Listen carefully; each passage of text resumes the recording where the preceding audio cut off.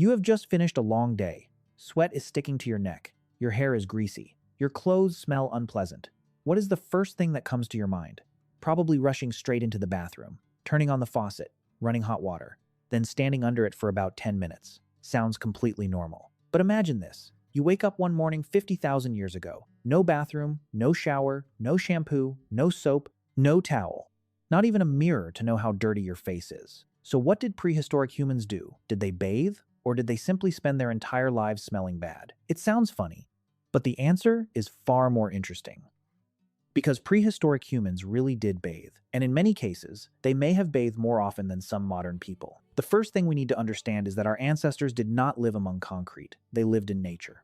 Their lives revolved around water. Water to drink, water to hunt, water to gather, water to survive. If you look at a map of major archaeological sites around the world, you will notice one thing in common. Most of them are located near rivers, near lakes, or near natural water sources. This was not a coincidence. A prehistoric group living too far from a water source had almost no chance of surviving for long. In other words, a water source was the main server of life back then. And when you are around water every day, getting into the water becomes completely normal. But here is where it gets interesting. Many people imagine prehistoric humans as wild-haired men, with faces covered in mud, skin covered in sweat, and smelling like a sock left under a bed all summer long. That is the image movies love to use, but reality may have been completely different. Think about this. If you are a hunter-gatherer, you live outdoors, you walk dozens of kilometers every day, you sleep next to other people, you eat with other people, you hunt with other people, and sometimes, you even have to squeeze into the same cave with dozens of other members of your tribe. If your body becomes a walking parasite colony, you are not the only one with a problem. The entire tribe has a problem. That is why many anthropologists believe that cleaning the body appeared much earlier than we once thought. If they got into the water regularly, did they bathe to get clean the way we do today? Not exactly. Modern people bathe because we hate feeling dirty.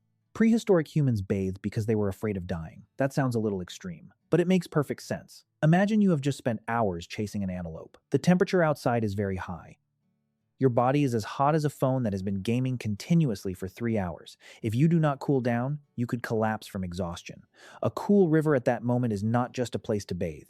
It is like a free healing station. Scientists believe that soaking in water helped ancient humans regulate their body temperature more effectively, especially after long hunts. But that was not the only reason. The real enemy of prehistoric humans was sometimes not a saber-toothed tiger, not a mammoth, but tiny creatures, ticks, fleas, lice, mosquitoes, parasites.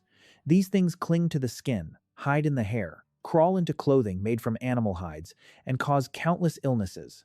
In the modern world, if a tick bites you, you can go to a hospital. If a mosquito bites you, you can buy medicine. Prehistoric humans did not have those options. A disease-carrying tick was sometimes more dangerous than a wolf. Because you could not see it, could not hear it, did not know it was killing you. Little by little, for prehistoric humans, bathing did not just help them cool off. It also helped remove some of those troublesome creatures. In other words, bathing was a survival update, a free buff. But the most interesting part is here. Humans are not the only animals that like to clean themselves. Monkeys do it. Chimpanzees do it. Gorillas do it.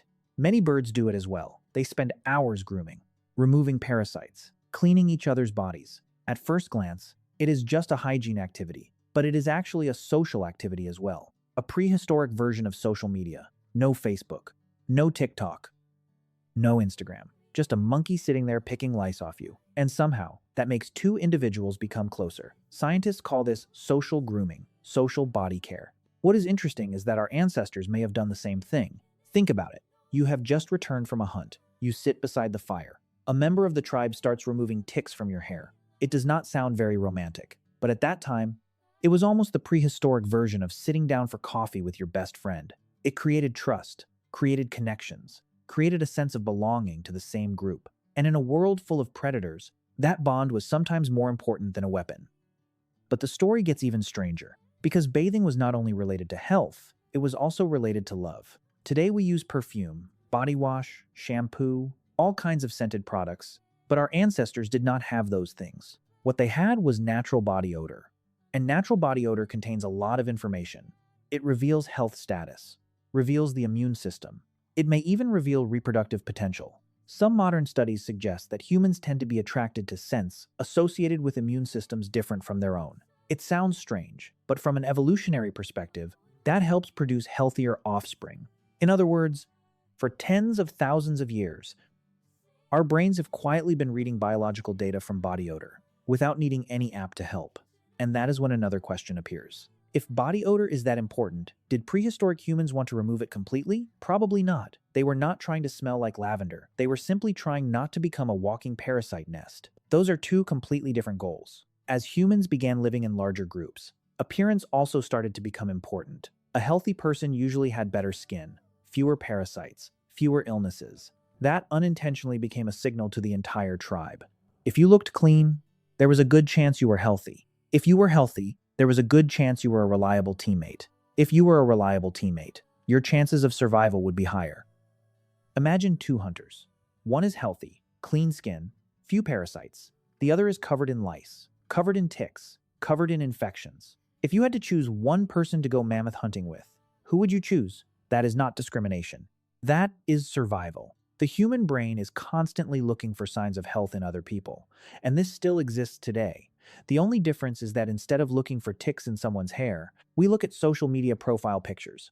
Tens of thousands of years have passed, but our brains still work in almost the same way. Today, we buy shampoo, buy body wash, buy perfume, buy skincare products, and many other products.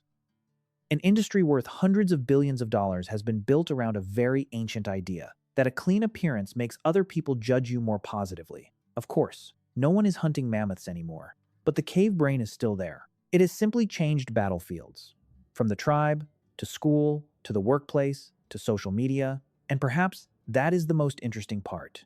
Prehistoric humans did not bathe because they wanted to smell like the ocean. They bathed because they wanted to survive one more day. As for us, we spend a lot of time trying to reach a perfect standard that our ancestors never knew existed. So, the next time you step into the bathroom, remember this. You are carrying out a habit that has accompanied humanity for tens of thousands of years. The only difference is that today, instead of running from saber-toothed tigers, we are running from deadlines. And honestly, sometimes deadlines are even scarier. If you made it this far, try paying attention to how many times a yellow rubber duck appears in the background of the video. Comment the first timestamp when you spot it. You might be the sharpest-eyed member of the tribe. For now, thank you for taking the time to chill with me. Remember to subscribe to the channel, and do not put too much pressure on yourself if life gets a little messy sometimes. After all, our ancestors survived through thousands of generations without hot showers. Wishing you a peaceful day.